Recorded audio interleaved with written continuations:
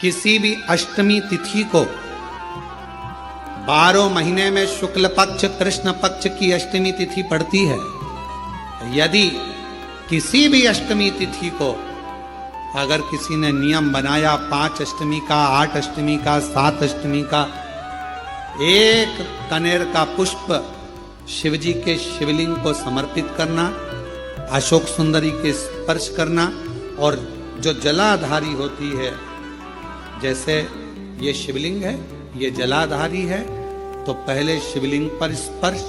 फिर अशोक सुंदरी का स्पर्श, फिर जलाधारी पर कनेर का पुष्प शिव जी की ओर मुख कर कर, अर्थात जैसे मानो ये कनेर का पुष्प है, तो ऐसा शिवलिंग का स्पर्श करते हुए जलाधारी पर जो समर्पित करता है, भगवान शंकर उसके मन की कामना को पूर्ण जरूर करते हैं। एक कनेर का। और कोई कोई माताएं कह देती हैं, कोई बच्चा कह देता है, मम्मी मुझे याद नहीं होता, याद करता हूँ परीक्षा हॉल में जाकर भूल जाता हूँ, मैं कुछ पढ़ता हूँ बाद में जाके भूल जाता हूँ, स्मरण में नहीं रहता। तो उनसे भी निवेदन है, आप माँ नील पाठ नहीं पढ़ सकते, स्तोत्र नहीं कर सकते, संस्कृत में नहीं पढ़ सकते, तो माँ नील सरस्वती के नाम से अष्टमी, नवमी और चतुर्दशी के दिन एक शंख पुष्पी पुष्प को, नीला कलर का जो फूल होता है बेल में लगा होता है, जो शिव जी को अति प्रिय होता है, उस पुष्प को आप जलाधारी पर रख दीजिए। जलाधारी जानते हो ना सब लोग, शिवलिंग पर नहीं, जलाधारी पर रख दीजिए और जल चढ़ाना 7 बार प्रारंभ करिए। बाबा देव अधिदेव महादेव आपको याददाश्तता में प्रवर करेगा। परीक्षा हॉल में जितना तुम याद कर कर गए हो, अच्छी मेहनत कर कर गए हो, तो भूलोगे नहीं, तुम्हारी बुद्धि तीव्र होती चली जाएगी, प्रबल होती। विवाह नहीं हो रहा, हम तो टेंशन में पड़ गए, लड़की 28 साल 30 साल का लड़का हो गया, विवाह नहीं हो रहा, कुछ मत करो। अष्टमी तिथि आए तो अशोक सुंदरी वाली जो जगह है वहां पर हल्दी की 7 बिंदियां लगा दो,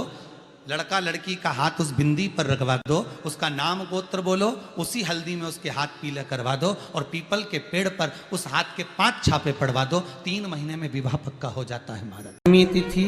या नवमी तिथि किसी भी महीने की, चाहे शुक्ल पक्ष की हो चाहे कृष्ण पक्ष की हो, अष्टमी और नवमी तिथि ये 2 तिथियां ऐसी हैं, मान लो तुम्हारा पैसा तुमने किसी को दिया, 5 लाख 4 लाख 3 लाख 10 लाख 8 लाख 2 लाख 50,000 25,000 20,000 40,000, और वो पैसा नहीं दे रहा आपको, आप हार गए कह के कर, फोन लगा लगा कर, भैया दे दे रहे, परेशानी है, दे दे रहे भैया, हम तो परेशान हो गए, और हार गए, नहीं मिल रहा, बहुत परेशान। तो महाराज किसी भी अष्टमी या नवमी तिथि के दिन आप मां जगतजननी जगदम्बा का शिव के साथ में शिव शक्ति का स्मरण कर कर देवी के नाम की 9 आहुतियां, सूखे बीले की, मतलब बीला जो सूख चुका है उसकी 9 आहुतियां अग्नि में शंकर और सती के नाम से, शंकर और शिव के नाम से समर्पित करें, और आखिरी आहुति जो समर्पित करें उसमें थोड़ा सा भाग तिल का, और तिल भी काली नहीं चढ़ती उसमें, श्वेत तिल का भाग उसके साथ लगाकर समर्पित करें, और जिससे धन लेना है उसका नाम लेकर वो समर्पित करें महाराज, उसको सुध आएगी, और वो पैसा किसी भी हाल में आपके हाथ में थमाकर जाएगा ही, ये पक्का है। उसकी आहुतियां बहुत सारा भगवान को नहीं चाहिए। शिव महापुराण में ये भी कहीं नहीं लिखा कि तुम भगवान को 108 या 1008 या 1008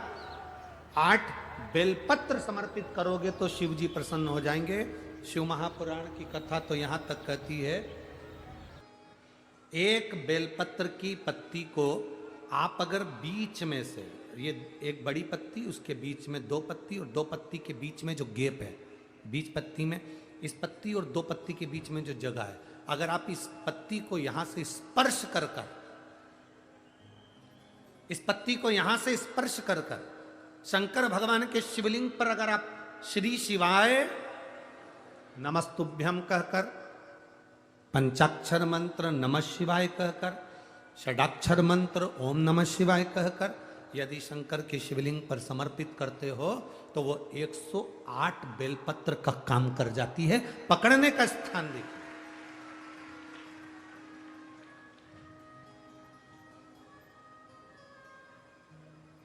ये स्थान की बड़ी मूलता है, जो थोड़ा सा समझेंगे अपन, थोड़ा ध्यान देंगे तो ये जो स्थान है ये बड़ा मूल माना गया। बेलपत्री की बड़ी पत्ती, नीचे की 2 पत्ती, उसके बीच में जो खाली डंडी जो दिख रही है, इसको अगर पकड़कर बेलपत्र समर्पित कर रहे हैं तो 108 बेलपत्र के बराबर हमें फल प्राप्त हो रहा, 108 बेलपत्र। और समझिएगा, मान लो आपके पास में ना पीला चंदन है, ना लाल चंदन है, ना अक्षत है, ना पुष्प है, ना कोई सामग्री है, ना दिया है लगाने के लिए।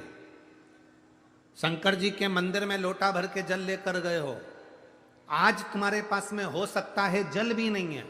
लोटा भी नहीं है, तो जिस शंकर जी का दर्शन करने गए हो उन्हीं की बेलपत्र को उठाओ, और बेलपत्र को उठाने के बाद पहले अपने हथेली पर रखो, अपना हाथ रखकर बाबा से प्रार्थना कर कर बेलपत्री की मध्य पत्री, आगे वाली पत्ती को पकड़कर अगर वो बेलपत्र हम शिव जी को समर्पित करते हैं तो हमारा पीला चंदन, लाल चंदन, दिया सब बाबा को समर्पित हो जाता है उस बेलपत्री में।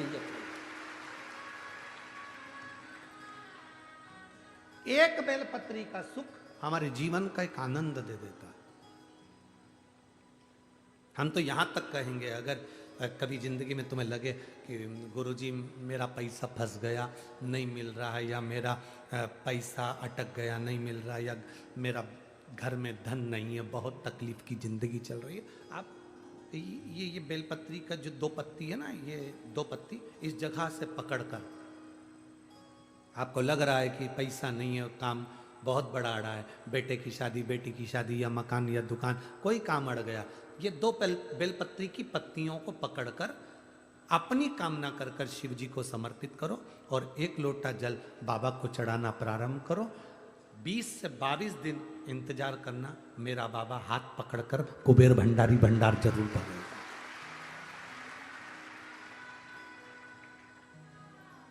दो पत्ती को पकड़कर, लोग कहते हैं ब्रह्मा विष्णु महेश हैं बेलपत्री में, शिव जी के 3 नेत्र हैं बेलपत्री में, शंकर भगवान के त्रिशूल की 3 कोर है बेलपत्री में। हम कहते हैं अभी थोड़ा आप स्मरण करेंगे, अगर आप शिव महापुराण को अच्छे से पढ़ेंगे तो आपको ज्ञात होगा, कुबेर को धन देने वाले कौन है? बोलते जाओ जरा जमकर, कुबेर भंडारी, कुबेरेश्वर महादेव, मतलब शिव शंकर कुबेर को धन देते हैं। जिस समय पर भगवान विष्णु संपूर्ण विश्व के कल्याण के कार्य करने लगे, कुछ नहीं हाथ में रहा, तब लक्ष्मी से उन्होंने धन लिया। आपने वहां तिरुपति बालाजी की कथा सुनी होगी, लक्ष्मी से धन लिया। लक्ष्मी, इन जीवों के कल्याण के लिए तू मुझे धन दे दे। लक्ष्मी ने धन दिया। एक दिन नारायण ने पूछ लिया लक्ष्मी से, लक्ष्मी मैं नारायण, मेरे पास भी संपदा की कमी नहीं, पर तेरे पास लक्ष्मी इतनी संपदा कहां से आती है? तेरे पास इतनी संपदा कहां से आती है? लक्ष्मी जी कहती हैं, मेरी मां ने, मेरे पिता ने मुझे केवल एक ही बात सिखाई थी, किसी के आगे हाथ नहीं फैलाना है, शंकर की स्तुति करना है। लक्ष्मी जी कहती हैं, जब मुझे जरूरत पड़ती है मैं कुबेर को साथ में लेकर पहुंचती हूं। बेलपत्री की ये बीच वाली पत्ती है शिव, माता लक्ष्मी और कुबेर, उन दोनों के सामने हाथ पसार कर कुबेरेश्वर महादेव से मांग रहे हैं, भगवान शंकर से मांग रहे हैं। लक्ष्मी जी कहती हैं, वो शिव मुझे प्रदान करते हैं दोनों हाथों से, और मैं वो लेकर आती हूं जनमानस के कल्याण के। ध्यान दीजिएगा जरा, लीवर, किडनी, कैंसर, सोरासिस, चर्म रोग, जितनी भी बीमारियां होती हैं बड़ी पेट से, किडनी लीवर से जुड़ी हुई, उसमें जब आप शंकर भगवान को जल चढ़ाएं, जब शिव जी को आप जल चढ़ाएं और कुंदकेश्वर महादेव का नाम लेकर जल चढ़ाकर अगर वो जल थोड़ा सा लेकर आकर आचमन कर रहे हो, कुंदकेश्वर महादेव का नाम लेकर अगर आचमन कर रहे हो, तो ये निश्चित है अगर डायलिसिस भी चल रहा होगा तो धीरे धीरे बंद हो जाएगा और किडनी लीवर काम करना प्रारंभ कर देंगे। कौन से महादेव? कुंदकेश्वर। फिर से बोलिए, कुंदकेश्वर महादेव। जो कुंदुक के प्रहार करने के बाद विदल उत्पद के प्राण छूटने के बाद भगवान शंकर के चरणों में जाकर जब कुंदुक गिरा तो शिव जी का नाम कुंदकेश्वर हो गया। शिव का एक नाम है कुंदकेश्वर।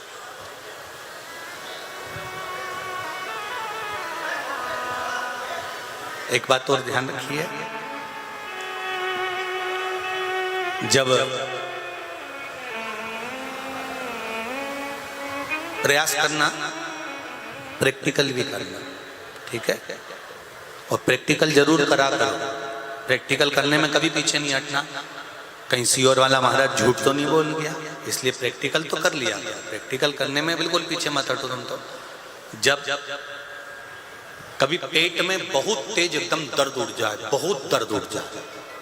और किसी भी तरह का दर्द, और आपको लग रहा है कि बहुत दर्द उठ गया, महाराज एक पात्र में जल लीजिए। जल लेकर अपने घर के अंदर कहीं पर भी मटका होता हो, हंडा होता हो, रसोई घर में कहीं ना कहीं तो पानी रखते हो ना। ऐसा कोई रसोई घर ही नहीं होगा जिसके घर में कहीं ना कहीं पानी नहीं हो। अगर पानी नहीं होगा तो आरओ लगा होगा, वहां आरओ के पास भी खड़े हो सकते हो। पानी का कोई भी एक स्रोत, क्योंकि रसोई घर में जहां पर भी पानी होता है वहां हमारे पूर्वजों का, हमारे पितरों का स्थान होता है। और हम कहते हैं कि हमारे पूर्वज पितर भगवान शिव के कृपा पात्र हैं, तो वहां खड़े होकर उस जल को आधा गिलास, एक कटोरी कुंदकेश्वर महादेव का नाम लेकर 7 बार भी अगर कुंदकेश्वर महादेव का नाम लेकर उस जल को शिवजी का स्मरण कर कर उस व्यक्ति को पिला दिया जाए जिसके पेट में दर्द हो रहा हो। लगभग 10 से 15 मिनट लगेंगे और धीरे धीरे धीरे धीरे दर्द समाप्त होना प्रारंभ हो जाएगा। कुंदकेश्वर महादेव का स्मरण। नारी को, बहू को, बेटी को यश की प्राप्ति नहीं होती। वो बहुत कुछ करती है, परिवार के लिए बहुत कुछ उसने करा, उसके बाद भी अगर उसको यश नहीं मिल रहा, उसकी यशता नहीं है, उसको कुछ नहीं करना चाहिए। आपने कुछ अच्छा करा और नाम दूसरे का हो गया कि उसने अच्छा करा और आपको मिला ही नहीं। आपने दुनिया के लिए बहुत कुछ करा, परिवार के लिए, कुटुंब के लिए, सबके लिए बहुत कुछ करा, पर आपको यश नहीं मिल रहा। तो बेलपत्री के पेड़ के नीचे हल्दी का शिवलिंग का निर्माण करो। हल्दी, पिसी हुई हल्दी का शिवलिंग का निर्माण करो, उसका पूजन कर कर, घी का दिया लगाकर भगवान शंकर की वही हल्दी का शिवलिंग का तिलक अपने हृदय पर, चाहे पुरुष हो चाहे स्त्री हो, अपने हृदय पर कंठ के पास उस तिलक को लगाएं और बाबा का विसर्जन उसी बेलपत्री के पेड़ के नीचे जल डालकर कर दे। महाराज यश मिलना प्रारंभ हो जाता है। केवल ये यश के लिए ही नहीं होता, इसका एक क्रम और है। मान लो आप किसी मीटिंग में बैठे हो, किसी अच्छी जगह पर बैठे हो, किसी कंपनी के इंटरव्यू में बैठे हुए हो, कोई कंपनी आपके कॉलेज में आई है और आप उसमें सिलेक्ट नहीं हो रहे, तो उसके लिए भी ये कार्य पूर्ण है हमारा, उसके लिए। और ये कहां पर भी काम आता है महाराज। मान लो आप किसी कार्य के लिए जा रहे हो और वो कार्य बहुत जरूरी है कि इस व्यक्ति से मुझे ये पैसे निकलवाना है, इस व्यक्ति से मुझे ये काम निकलवाना है, और वो व्यक्ति बहुत दिन से हाथ में आ ही नहीं रहा, तो उसके लिए भी ये कार्य किया जाता है। अर्थात कीर्ति शुद्ध हो, पवित्र हो और यश की प्राप्ति। महाराज आज भी नियम है, अगर किसी लड़का लड़की का शादी होने के बाद अगर तलाक हो रहा है,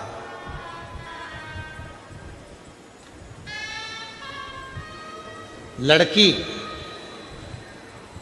और लड़के का यदि तलाक हो रहा है और दोनों का अगर कहीं ना कहीं थोड़ा बहुत भी स्नेह है और उसमें से अगर दो में से कोई एक ने भी ये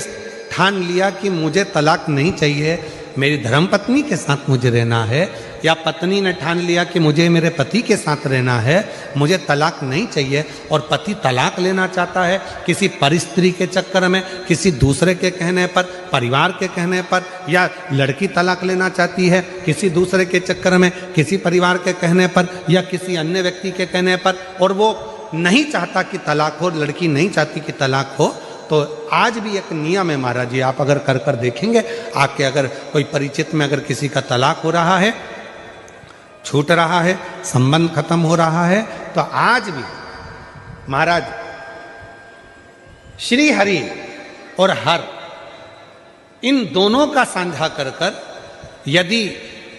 नंदी से लेकर भगवान शंकर के शिवलिंग तक, नंदी से लेकर भगवान शंकर के शिवलिंग तक एक मौली, मौली को आप लोग क्या कहते हैं गुजरात में? वो मौली जो हाथ में बांधते हैं उसको क्या बोलते हैं गुजरात में? नाड़ा, लच्छा, मौली, जो लाल पीला धागा होता है ना जिसको हाथ में बांधते हैं पूजन के टाइम पर, तो वो लच्छा, वो नाड़ा, वो मौली जो है वो जो बांधने वाला है, नंदी का जो एक चरण खड़ा हुआ है, बाकी का चरण एक आगे का नीचे दबा हुआ है, पीछे का चरण भी दबा है, पर एक नंदी का चरण ऊपर है, उस चरण से लेकर भगवान शंकर के शिवलिंग तक एक सूत्र को बांधा जाए और उस सूत्र को 7 जगह पर बेलपत्र रखकर उठा लिया जाए, और उठाने के बाद में किसी भी बेलपत्र के वृक्ष के नीचे वो 7 बेलपत्र समर्पित कर कर वो धागा लेकर 7 परिक्रमा अगर बेलपत्र की करी जाए और जिससे संबंध टूट रहा है उसी से वापिस प्रेम बढ़ाया जाए, तो वो स्मरण कर कर अगर 7 परिक्रमा उस धागे के साथ में कर कर हाथ में अगर बांधा जाए, तो कितना भी दम लगा ले कोई व्यक्ति तलाक हो ही नहीं सकता। स्नेह बढ़ेगा ही, प्रेम बढ़ेगा ही, वो टूट नहीं सकता, उसको तोड़ा नहीं जा सकता। पर उसमें एक काम आपका भी चाहिए, आपकी वात्सल्यता, आपका प्रेम, आपकी करुणा और आपकी अच्छी सोच, अच्छे विचार, ये सब तो होगा, पर साथ में अच्छे विचार होंगे, अच्छी सोच होगी, अच्छी करुणा होगी, अच्छी वात्सल्यता होगी, अच्छा स्नेह होगा, अच्छा प्रेम होगा, अच्छा मन होगा, तो ही तो सब श्रेष्ठ होगा, तभी तो श्रेष्ठ होगा। स्नेह को बढ़ाए, प्रेम को बढ़ाए। शिव कथा कह रही है, आप लोगों को मालूम है कि नहीं मालूम वो हमको नहीं पता, पर जब किसी शिवलिंग की प्राण प्रतिष्ठा होती है और सामने जो नंदी बैठता है, उस नंदी से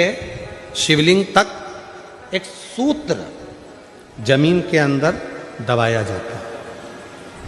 जिसको सोमसूत्र भी कहते हैं। एक सोने का तार, चांदी का तार या तांबे का तार या पीतल का तार नंदी से लेकर शंकर भगवान के शिवलिंग तक उसको स्थापना के समय पर भूमि में उसको दबा दिया जाता है, शिव से नंदी तक के बीच, शिव नंदी। कई लोग पूछते हैं गुरुजी इस तार का इतना महत्व क्यों होता है, क्या कारण होता है कि इस तार को दबाया जाता है, इस सोमसूत्र को लगाया जाता है, आखिर इसका इतना महत्व क्यों होता है, क्या कारण है इसका? इसका कारण केवल एक होता है कि यदि मान लो कोई व्यक्ति शंकर भगवान के शिवलिंग में जाकर जल नहीं चढ़ा पाया, कोई शंकर जी के शिवलिंग तक नहीं पहुंच पाया, और मंदिर के बाहर से भी अगर वो निकल कर चले गया और उसके मन में कोई कामना आ गई, तो वो नंदी के कानों में पड़ जाती है और नंदी उसको शंकर भगवान तक कह देते हैं और व्यक्ति का कार्य सफल होना प्रारंभ होता है। सूत्र की इतनी प्रधानता,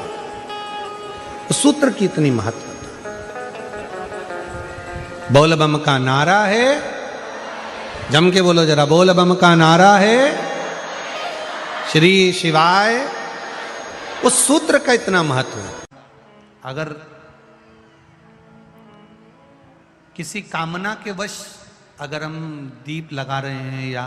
हमारे मन में कोई भाव उत्पन्न है और हम बाबा से कहना चाहते हैं कि बाबा मेरा ये कार्य है आप पूर्ण करिएगा, तो फिर शिव मंदिर में भी लंबी बाती का दीप आप प्रदोष या सोमवार की अष्टमी या सोमवार या आप शिवरात्रि को बाबा से निवेदन कर कर लगा सकते हैं। हाँ, विशेष जब कोई एक बहुत बड़ी बात हो और आपके कार्य में कहीं अटकल हो रही हो, तो एक ही दीप में दो बाती, शिव और शक्ति, लंबी बाती बनाई शिव और शक्ति के नाम से,